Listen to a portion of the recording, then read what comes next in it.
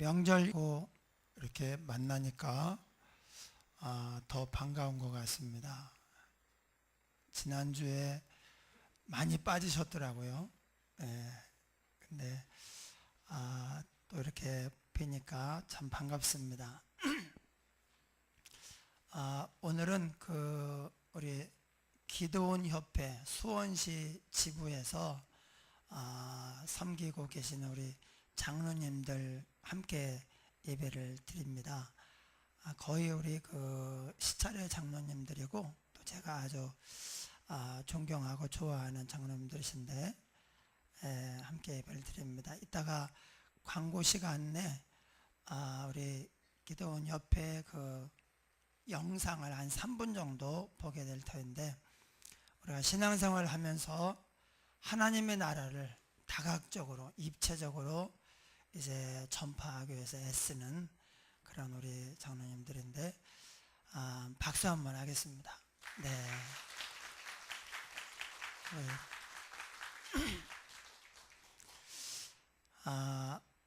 오늘은 하나님의 징계에 대해서 한번 같이 묵상하면서 은혜를 나누고자 합니다. 사람이 한평생을 살다 보면 좋은 일만 있지는 않습니다. 때로는 아주 어려운 일, 힘든 일, 고통스러운 일이 우리를 찾아오고 우리가 가는 길을 막기도 합니다. 그럴 때 우리 옆에서 어떤 분이 이것에 대해서 좋은 조언을 해주면, 그럴 수도 있어, 이게 이렇게 되는 거니까 괜찮아, 한번 다시 일어나서 가봐, 내가 정말 신뢰하고 좋아하는 분이 조언을 해주면 아마 우리가 거기서 큰 힘을 얻고 오히려 이 어려움을 이제 디딤돌로 해서 더 발전된 상태로, 더 복된 상황으로 나아가는 그런 계기가 될 것입니다. 근데 많은 경우에 그런 조언을 해주는 사람이 없습니다. 그래서 어떻게 하느냐? 이 어려움을 통해서 상처를 받아요. 낙심을 합니다. 어떤 경우에 인생을 포기하기까지 해요. 그게 왜 그러냐? 누구에게나 어려움이 와요. 어느 누구도 완벽한 사람이 없습니다. 징계를 받습니다. 근데 그 징계를 받을 때 이 어려움에 대해서 옆에서 조언을 해주면서 손을 잡아주는 사람이 없는 거예요. 그래서 이 어려움을 통해서 큰 상처를 받고 넘어지고 아주 삶을 이제 중단하기까지 하는 그런 불행한 일이 생기게 됩니다. 사실 우리에게 일어나는 모든 일은 그것 자체가 우리의 삶에 결정적인 영향을 미치지는 않습니다. 우리의 인생에 어떤 일이 생겼다고 할지라도 그 자체가 우리 인생에 큰 타격을 주거나 그것 자체가 우리 인생을 또 복되게 하거나 그렇진 않아요. 중요한 것은 이 어려움, 이 문제를 어떻게 해석하느냐예요. 해석을 잘하면, 해석을 바르게 하면 이 어려움을 통해서 우리가 그야말로 더 크게 나아갈 수 있는 그런 계기가 됩니다. 제 친구 중에서 개인 택시를 하는 친구가 있는데, 이 친구가 젊을 때 담배를 끊었어요. 중학교 때도 담배를 폈대요. 중학교 때부터 담배를 하루에 2갑씩 피고 벌써 30몇 살 됐는데 약간 이제 뭐가 좀 안 좋은 거예요. 그런데 담배를 어느 날 딱 끊었어요.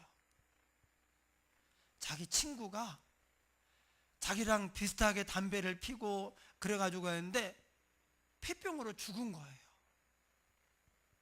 그래서 이 친구를 보면서 내가 얘처럼 살다가 갈 것인가, 아니면 이제는 완전히 다른 길을 갈 것인가. 친구의 죽음 앞에서 이 친구가 담배를 딱 끊었어요. 그래서 참 너 대단하다.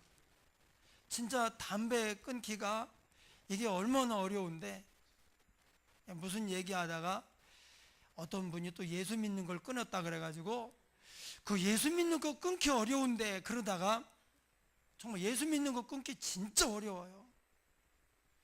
그런데 이 예수 믿는 거 끊기하고 담배 끊기가 세상에서 제일 어려운 건데 어떻게 담배를 끊었냐. 근데 자기가 그런 경험이 있었다고. 친구의 죽음에 대해서 아무 생각 없이 그냥 지나갈 수도 있어요. 그런데 친구의 죽음 앞에서 내가 어떻게 살아야 되느냐 해석을 해보니까 내가 담배를 끊어야 되겠다. 얘처럼 이렇게 살다가 얼마 후에 나도 이렇게 가면 안 되겠다. 그래서 담배를 딱 끊고, 지금 이제 저랑 연배가 비슷한데 건강하게 같이 배드민턴을 치면서 아주 잘 살고 있어요. 여러분, 인생에 어떤 문제든지 중요한 것은 그 문제 자체가 아닙니다. 좋은 일도 마찬가지입니다. 좋은 일 때문에 이거 해석 잘못하면 괜히 교만해지고 목이 뻣뻣해지고요. 그래가지고 사람 버립니다. 그래서 지혜로운 사람은 어떤 사람이냐? 겸손한 사람이에요. 겸손한 사람은 뭐가 잘 될 때에도 잘 나갈 때에도 조심을 해요. 그러다가 좀 뭐가 안 돼도 그래도 막 팍꾸꾸라지지 않습니다. 왜? 겸손이 뭐예요? 항상 자세를 낮추고 있는 거잖아요. 자세를 낮추고 있는 사람은 잘 안 쓰러져요. 높인 사람 쓰러지지, 자세 낮춘 사람하고 높은 사람하고 싸우면요 높은 사람이 쓰러져요. 그래서 씨름 선수들은 어떻게든 막 밑으로 파고들려고, 밑으로 파고들어야 매다 꽂거든요. 그래서 지혜로운 사람이 누구냐? 이 세상을 제일 잘 사는 사람이 누구냐? 겸손한 사람이에요. 이 겸손이 쉽지 않습니다.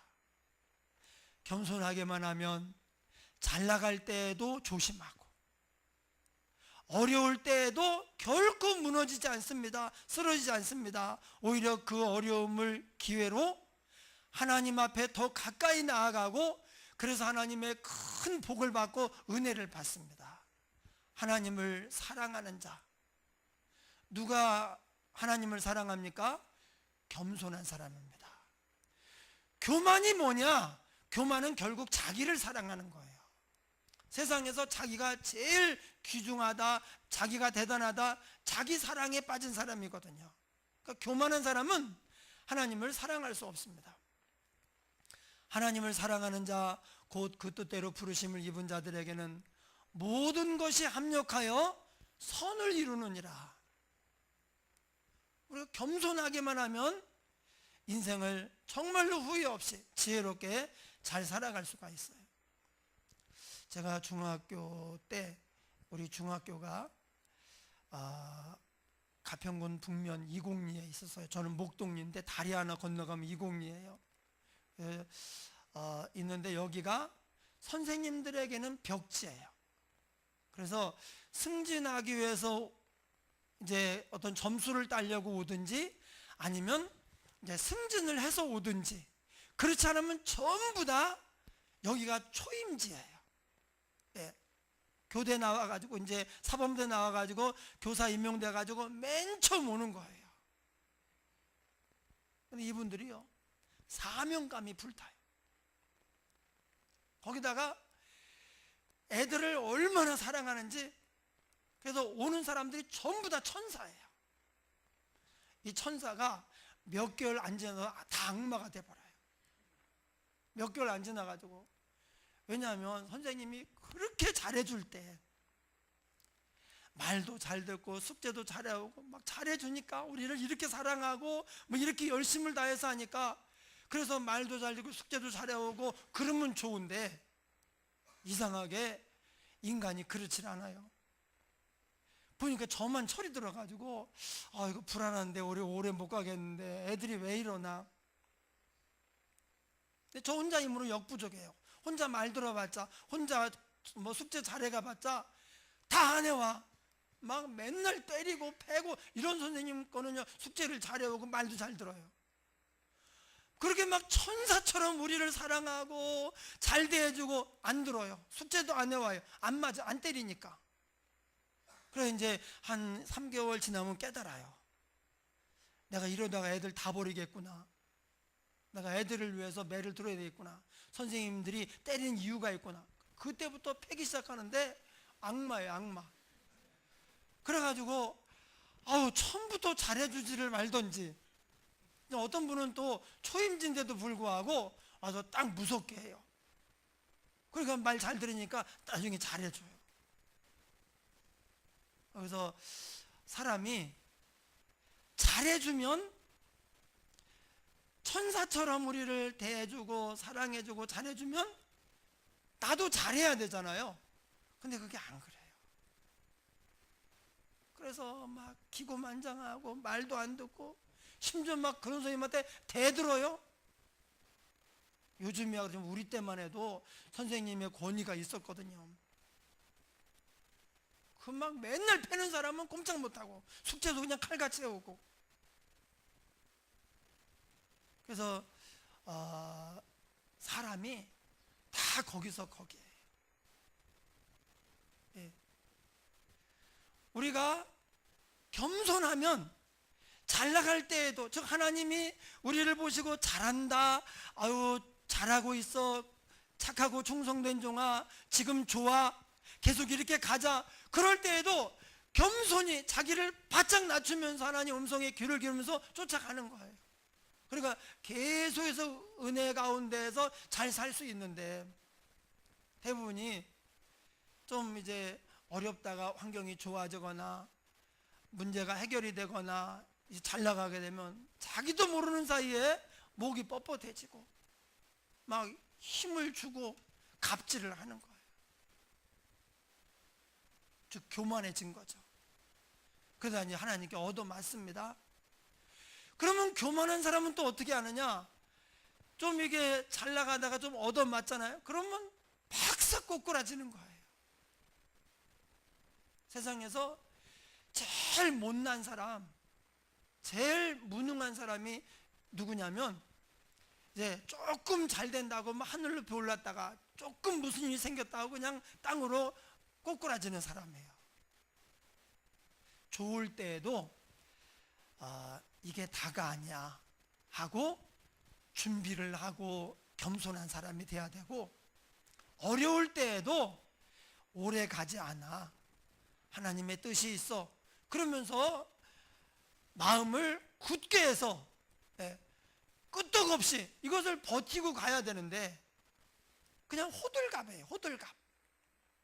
무슨 별일도 아닌데 막 호들갑, 세상 난리 난 것처럼 하늘 무너진 것처럼 그러고, 조금 뭐가 좋아지니까 자기 위에 사람 없는 줄 알고 막 교만해가지고 그냥 갑질을 하고, 이게 호들갑.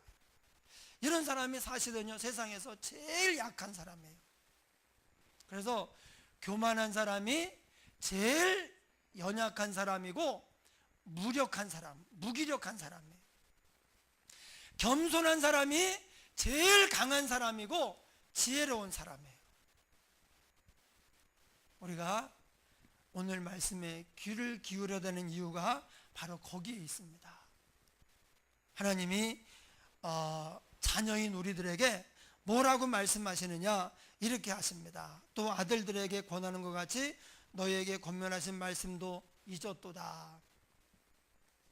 부모는 자녀를 사랑하기 때문에 자녀에게 이때 이렇게 해야 된다, 이때는 이게 중요해, 이렇게 살아야 돼, 이건 하지 마 라고 하나님이 주시는 아버지가 자녀에게 하고 싶은 얘기가 있어요. 사실 자녀가 부모에게 원하는 것은 뭐 먹고 싶다, 뭐 사달라, 뭐 해달라, 순 이거지만 멀리 안 봐요. 자녀가 부모에게 원하는 것은 대부분 지금 필요한 거, 현재 원하는 거, 이거예요. 근데 부모가 자녀에게 원하는 것은 지금 뭐 해당되는 것도 있지만 앞으로 너에게 이러한 삶이 올 테니까 지금 준비해야 된다, 앞으로를 위해서 이렇게 살아야 된다, 이게 부모의 얘기예요. 우리의 참 아버지 되시는 하나님께서도 우리에게 하고 싶은 얘기가 있어요. 우리도 하나님께 얼마나 기도할 게 많습니까? 기도를 하면 할수록, 구체적으로 하면 할수록 기도할 게 그렇게 많아요. 근데 기도가 사람과의 관계와 똑같아요. 대화예요. 전혀 만나지 않던 사람, 처음 보는 사람, 아니면 별로 만나지 않던 사람은요, 할 얘기가 없어요. 매일 만나는 사람은 그렇게 할 얘기가 많아요. 임선희 권사님, 최금예 권사님 보면 전에 매일 만나다가 지금 매일은 안 만나는데, 교회 와서도 그냥 얼마나 둘이 그냥 조곤조곤 말씀을 이렇게 막 계속 하는지. 그래서 아마 세상에서 이 두 분이 지금까지 대화를 제일 많이 한 파트너일 거예요. 대화 파트너. 남편들보다도 아마 훨씬 많을 거예요. 내 생각에는 그래. 부부간에는 그렇게 대화 많이 하는 거 아니거든요. 그런데 지금도 만나면 그렇게 말씀을 많이 해. 대화가 길어요. 왜 그러냐? 친하면 친할수록, 많이 만나면 만날수록 이상하게 할 얘기가 더 많아져요. 하나님과의 관계도 똑같습니다. 하나님께 자주 가는 사람, 하나님과 많은 대화를 하는 사람일수록 기도할 게 그렇게 많아요. 근데 하나님하고 관계가 별로 없어. 안 가. 그럼 기도할 게 없어요. 뭐 기도 시간인데 기도할 게 없어요. 우리가 분명히 알아야 되는 것은, 하나님과의 관계는 대화를 통해서 마음을 서로 나누면서 하나님 관계가 깊어지고, 그로 말미암아 우리가 하나님께로, 하나님의 마음으로, 하나님의 은혜 자리로 가까이 나아가게 됩니다. 그래서 기도해야 돼요. 그런데 동시에 기도하는 것만으로는 안 됩니다. 하나님의 음성에 귀를 기울여야 됩니다. 하나님의 말씀을 들어야 됩니다. 왜냐하면 하나님께서 우리에게 하고 싶은 얘기가 많아요. 육신의 부모도 자녀에게 하고 싶은 조언이 많은데 하나님은 오죽하겠어요. 그래서 뭐라고 하느냐? 아들들에게 권하는 것 같이 너에게 권면하신 말씀을 잊었어요. 잊으면 안 되는 얘기인데 잊었습니다. 그 내용이 뭐냐 이겁니다. 내 아들아, 주의 징계하심을 경히 여기지 말며 그에게 꾸지람을 받을 때 낙심하지 말라. 어떤 사람은 징계를 받았는데 그냥 대수롭지 않게 그냥 지나가요. 그럼 어떻게 하느냐? 이 정도로는 안 되네? 좀 더 센 징계가 옵니다. 그래도 아무렇지도 않게 지나가잖아요. 그럼 이제 나중에 부러뜨립니다. 그래서 하나님의 징계는 경히 여기면 안 됩니다. 작은 거라도 무겁게 듣고 고쳐야 돼요. 내 친구가 친구의 죽음 앞에서 나도 얘처럼 살 것인가, 아니면 다른 길로 갈 것인가, 그리고 그날 담배를 딱 끊어버렸어요. 야, 그래서 참 존경스럽다. 내가 담배 100번 끊은 친구를 알거든요. 100번을 끊었는데, 그래서 야, 진짜 한 번도 끊기 어렵다는데 어떻게 100번 끊었냐. 그리고 가만히 생각해 보니까 끊었다가 또 피고 끊었다가 또 피고, 그게 100번이더라고. 예. 여러분, 하나님이 징계하실 때 멈춰 서야 돼요. 제가 목요일 날 바라산 자연휴양림 제2야영장에 가서 혼자 텐트를 치고, 텐트가 어디서 싸게 팔더라고. 3만 원에 집어던지면 펴지는 거. 그래가지고 그걸 사놓고 펴보지도 않았어요. 그러고 가서 텐트를 딱 쳤는데 딱 요만해요. 요만해. 혼자 놓으면 딱이야. 2명이 끼면 이제 2명이 놓으면 막 껴야 돼. 옆에는 다 맨션들 막 50평, 60평짜리 내 텐트에 비교하면 그런 걸 그냥 딱 현관도 있어요. 딱 나는 현관도 없어. 요거 텐트 하나 딱 하나야. 근데 우리 사모가 또 이불 좀 하나 달라 그랬더니 침낭을 그렇게 찾아도 없는 거예요. 있었는데 이불을 이불을 좀 깔고 덮고 할 수 있는 걸 줘야 되는데, 이게 우리 집이 이런 이불 이렇게 덮잖아요. 그러면 이거 딱 바닥에 딱 닿는 거예요. 어떻게 하다 보면 들리는 거예요. 이게 넓이가 별로 안 돼가지고 길이도 별로 안 되고 그런 이불을. 요즘에요 산에는 꽤 춥습니다. 네. 그래서 이제 내 나름으로는 여름이 가기 전에, 겨울이 오기 전에 텐트도 샀는데 이거 한번 사용해 보고 참 겨울을 맞이해야지, 그런 마음도 있고, 이 즈음에 내가 인생의 좌표 한번 다시 찍어야 되겠다, 그리고 좀 생각 좀 하고 이렇게 하고 하려고 갔는데 잘못 갔어요. 바라산 자연휴양림 여러분 가지 마셔요. 거기가 비행기가 지나가는 길이에요. 이게 비행기가 높이 떠가는 게 아니라 완전 낮은 건 아닌데 중간쯤 가요. 소리가 얼마나 큰지. 그게 막 10몇 분에 한 번씩 지나가는데 잠을 못 자. 무슨 생각을 좀 해야 되는데 좌표 찍으러 갔으니까 내가 어디서 오면 어디로 가, 지금 내가 어디 있는가, 이게 좀 해야 되는데 이게 안 되는 거예요. 게다가 또 어떤 몰상식한 사람이 아니 영화를 보려면 집에서 보지, 맨션 하나 지어놓고 저택 하나 지어놓더라고요.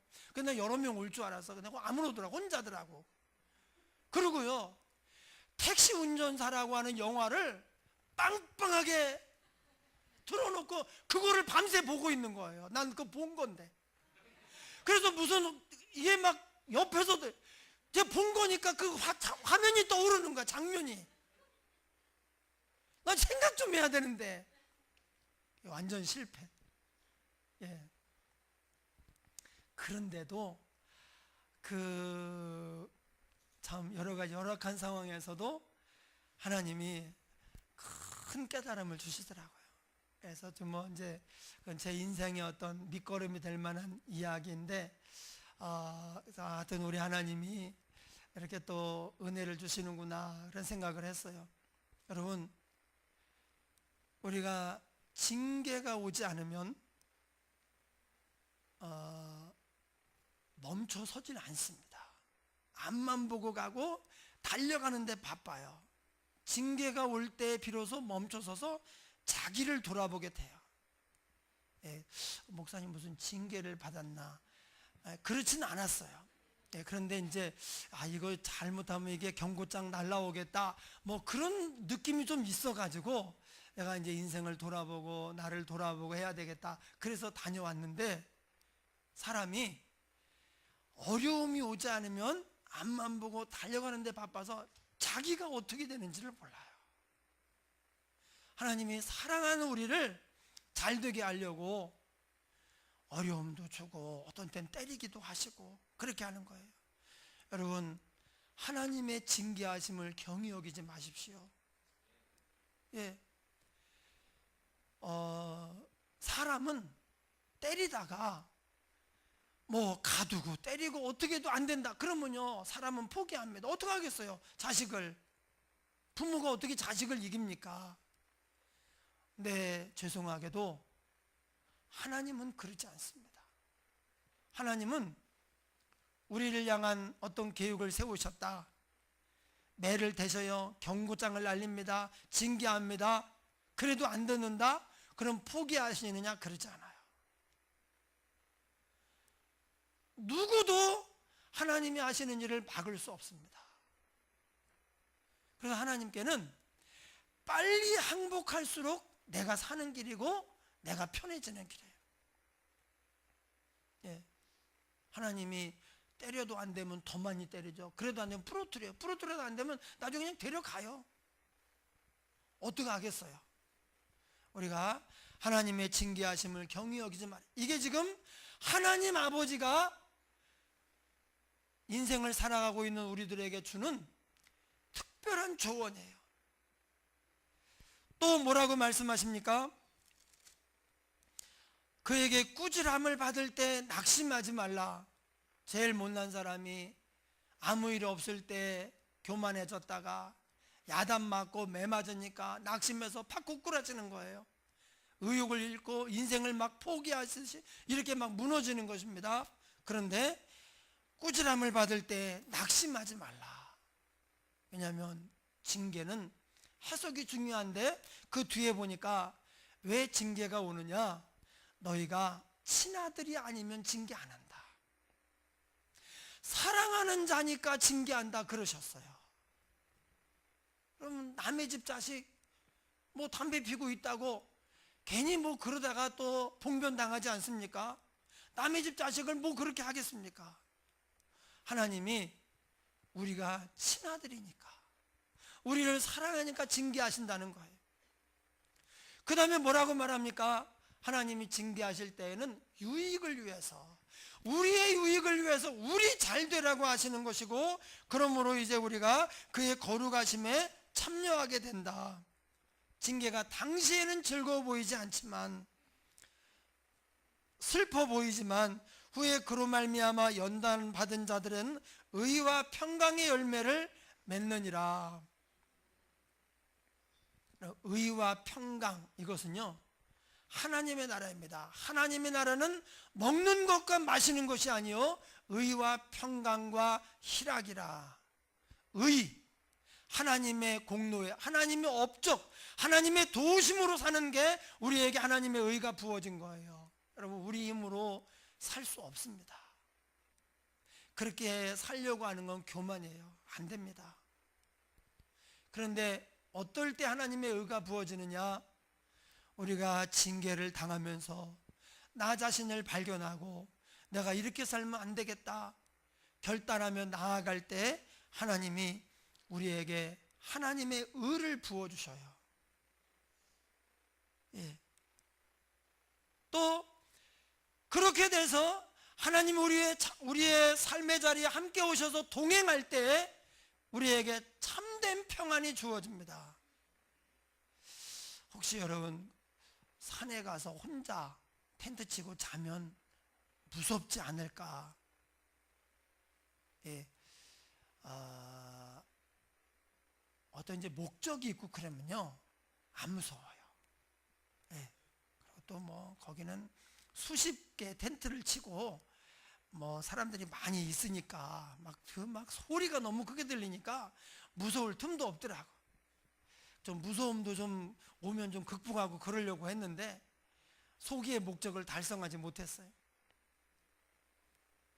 네, 우리가 하나님이 이제 우리의 유익을 위하여서 징계하신다 그런 마음을 가지고 받아들이면, 연단을 받아서 그걸 넘어가면 그때 참된 평강이 와요. 그러면 이제 희락이 또 임해요. 의와 평강과 희락. 즉 우리가 이 징계를 통해서 거기에 멈춰서 쓰러져 있는 것이 아니라, 상처를 받고 울고 있는 것이 아니라 이것을 믿음으로 극복하고 나아갔더니 하나님이 우리에게 천국을 누리게 하신다 그 말이에요. 우리는 천국의 소망을 가지고 있습니다. 이 천국의 소망이 나중에 죽으면 가는 천국, 거기서 끝나면 안 됩니다. 그 천국을 우리가 이제 가부를 해다가 여기서 누리고 살아야 돼. 그게 성도예요. 여기서는 막 지옥처럼 살고, 여기서는 막 고통스럽게 빨리 죽기나 바라고, 전쟁이 나가지고 빨리 안 죽나, 그런 사람은 없겠지만 군대 갔더니 이놈의 세상 전쟁이나 나라, 그런 저주를 아는 사람들이 많이 있더라고. 뭐 가진 게 없고 하니까 그냥 전쟁이나 나가지고 그냥 죽이고 막 자기도 죽고 그러고 싶다는 거예요. 진짜 나면 또 안 그러겠지만 어쨌든 그런 얘기를 하죠. 근데 여러분, 천국의 소망을 가진 사람은 여기의 삶을 우습게 보고 아무렇게나 사는 게 아닙니다. 천국의 풍성함과 천국의 은혜와 소망을 끌어다가 여기서 내가 누리면서 이 축복을 다른 사람들에게 나누어 주는 사람, 그래서 다른 사람을 행복하게 해주는 일에 우리가 섬기면서 쓰임받는 사람이 이게 천국의 주역으로 사는 사람이에요. 그런 사람도 징계가 와요. 그럴 때 우리는 그 징계를 받을 때 낙심하지 말고 슬퍼하고 고통스럽다만 거기서 끝나지 않고 하나님이 이것을 통해서 나를 이렇게 성장시키려고 하는구나, 하나님 나를 이것 때문에 복을 받게 하려고 하는구나 깨닫고 하나님 앞에 납작 엎드려서 가야 돼요. 예, 겸손하면 살아요. 제가 지난주에 말씀을 드렸는데 지난주에 많이 빠져서 한 번 더 말씀을 드리는데, 저희 중학교에 굉장히 무서운 선생님이 있었어요. 이분은 요만한 몽둥이를 가지고 다니면서 하루에 50대에서 100대를 때려야 잠을 자는 분 같아요. 하루도 이분이 안 때리고 지나가는 날을 못 봤어요. 수학 선생님인데 그냥 불러내요. 미워하는 애들은 맨날 불러내요. 감정을 가지고 때려요. 감정을 가지고. 그리고 못 푼다고 때려요. 여러분, 달리기를 1등하는 사람도 있고 못 달리는 사람도 있잖아요. 수학도 아무리 해도 못 푸는 사람도 있어요. 그리고 여기만 딱 나오면 칠판 앞에 서면 왜 이리 작아지는지, 집에서는 풀었는데 여기서 안 풀리는 거예요. 그럼 막 20대 막 때리고. 그래서 그 선생님한테 제일 많이 맞은 친구가 하나 있어요. 예, 이 친구는 다른 사람 오늘이 뭐 만약에 그 7일이면 7번, 17번 이렇게 하는데 이 친구는 맨날 불러내. 진짜 많이 맞았어요. 근데 이 친구가 동창회 하는데 선생님 이미 늙었죠. 딱 오더니 술 한 잔 먹었어요. 그리고 이제 어떻게 하려고 딱 선생님한테 온 거예요. 선생님, 왜 그렇게 때리셨어요? 근데 주위에 있는 다 긴장했어요. 이거 들이받는다, 아구창 날리겠다 이거. 왜냐하면 얘가 그런 애거든. 예. 이제는 전에는 선생님이 크고 자기가 작았지만 지금은 선생님 늙고 자기가 세졌단 말이에요. 그리고 너무 맞았으니까 왜 그렇게 때리셨어요? 딱 그러는데, 야 이거 일 났다 이거 뭐 막 중간에 껴들려고 막 이게 그러고 있는데 선생님이 명답을 말씀하셨어요. 이렇게 안 했으면 그날 무슨 사고 났어요. 선생님이 다른 말 안 하고 내가 올라갈 테니까 네가 때릴래? 그 한마디 했어요. 그 순간에 다 녹아버렸어요. 10대만 때릴게요. 안 그랬어요. 왜? 자기는 1000대 맞았거든. 1000대. 여러분, 그렇게 감정적으로 얻어맞고 그랬는데도요, 내가 올라갈 테니까 네가 때릴래? 이 겸손한 한마디에 그냥 다 녹아버리는 거예요. 하물며 우리 하나님이 우리가 겸손히 얻어맞으면서 자기를 바싹 낮춰 엎드리면서 하나님 앞에 겸손하게 나가는데 계속 때리시겠는가? 그냥 놔두시겠는가? 아닙니다. 하나님이 겸손한 자에게 은혜를 베푸시고 높이시느니라. 하나님의 능하신 손 아래서 겸손하라. 뭐든지 할 수 있는 하나님의 능하신 손, 겸손하게만 하면 은혜를 베푸셔요. 여러분, 은혜가 임하면 이게 잘 돌아가요. 차에 윤활유처럼 기계에 윤활유를 때리면 잘 돌아가잖아요. 없으면 막 삐걱거리고 열이 나고 막 그런다고요. 여러분, 뭐가 자꾸 뻑뻑하고 어색하고 막히고 불편하다, 이거는 겸손하지 않아서일 가능성이 거의 다예요. 겸손하면 은혜를 베풀어. 그러니까 막 잘 돌아가요. 하나님이 높여주셔요. 복을 주십니다.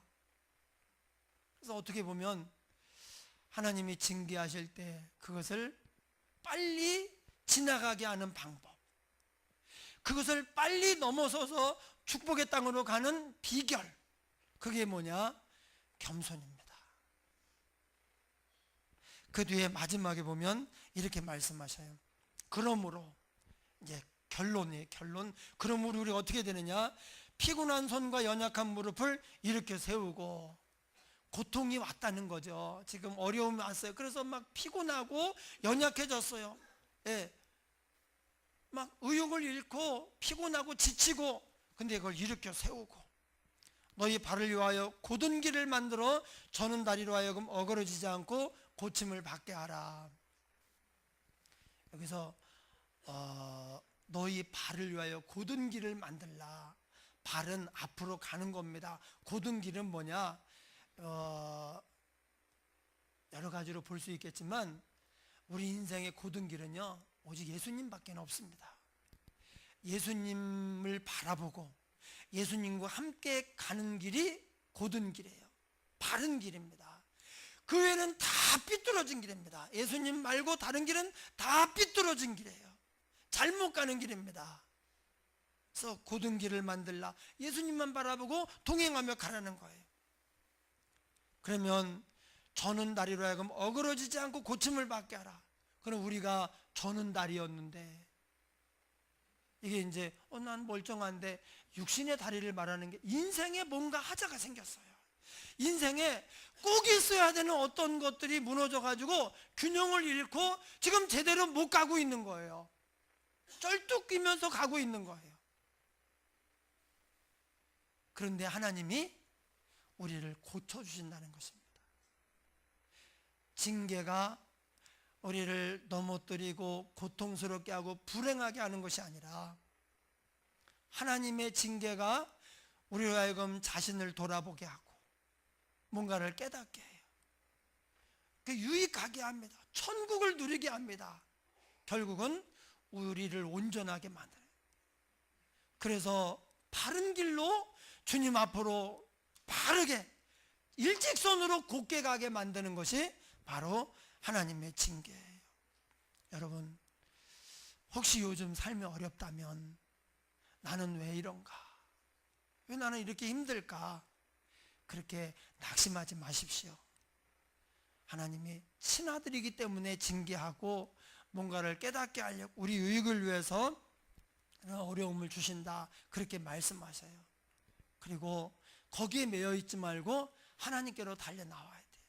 그럼 우리 하나님이 우리를 받아주시고 또 우리의 문제를 해결하시고 축복의 땅으로 올라가게 하실 것입니다.